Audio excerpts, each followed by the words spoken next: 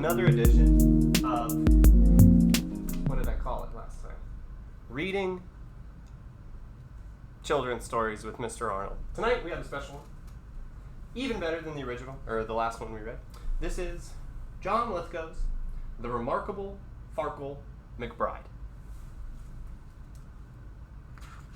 You're gonna like this one. Oh, pity the prodigy, Farkle McBride. No matter what instrument poor Farkle tried, whether strumming or blowing or drumming or bowing, his musical passions were unsatisfied. When Farkle McBride was a 3-year-old tyke, all freckly, bony, and thin, he astonished his friends and his family alike by playing superb violin.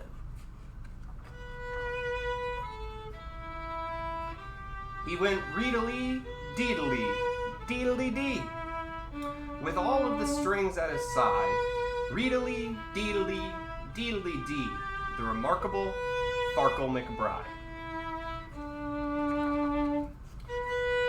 But when he was 4, Farkle played it no more. In spite of his parents' beseeching, he shattered the records he used to adore.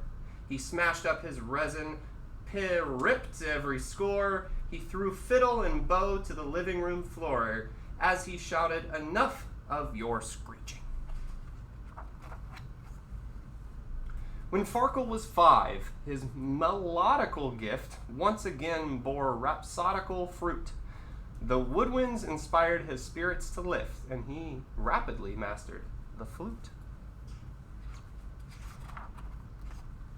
He went rootily, tootily, tootly-too, with all of the winds at his side.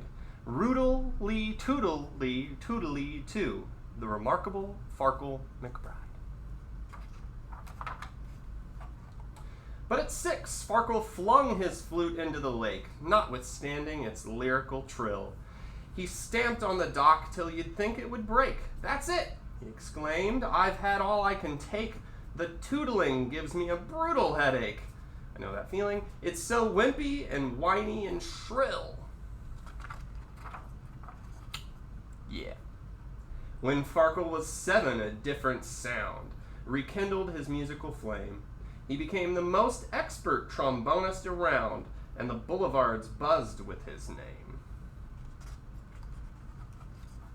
He went vroom, petty, doom, with all of the brass at his side. Vroom, petty, doom, the remarkable Farkle McBride.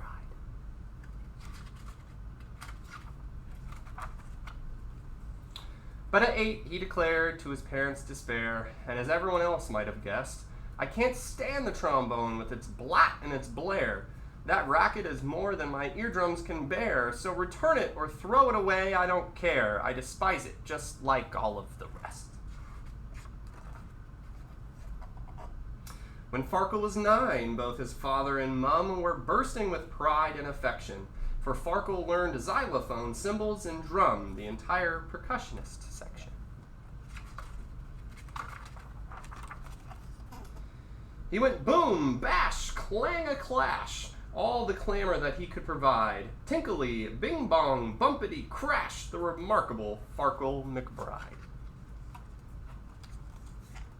But soon he fell prey to his usual gloom, despite all the praise and the flattery. First a sigh, then a sulk, then a frown, then a fume, then an ear-splitting tantrum that emptied the room. "I can't take it," he bellowed, "the crash and the boom and the clang and the bang of the battery." Poor Farkle at 10, howsoever renowned, reached the end of his musical tether.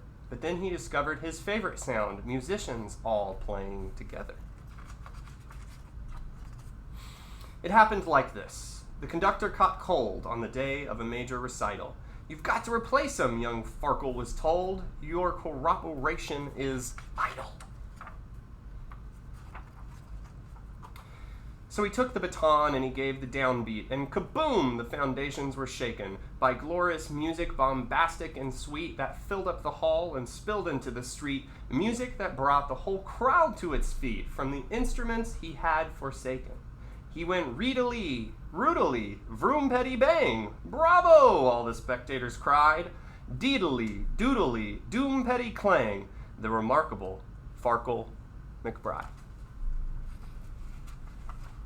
Wait, sorry, back you on my part. Since that sparkling night, Maestro Farkle McBride conducts all the instruments he ever tried, his happy heartstrings to brass, drums, winds, and strings, and remarkable Farkles at last.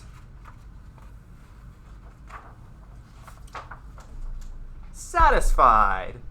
Ended with a rhyme. It's a wonderful story.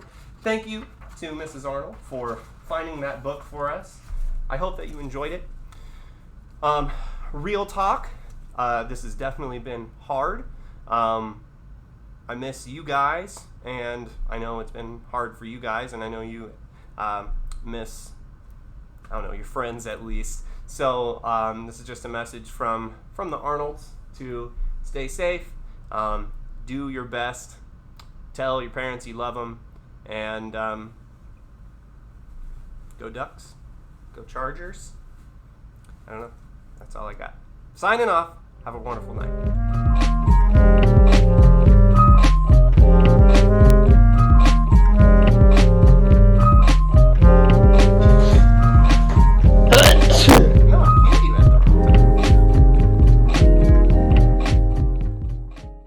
Okay, let's see if that angle is actually good.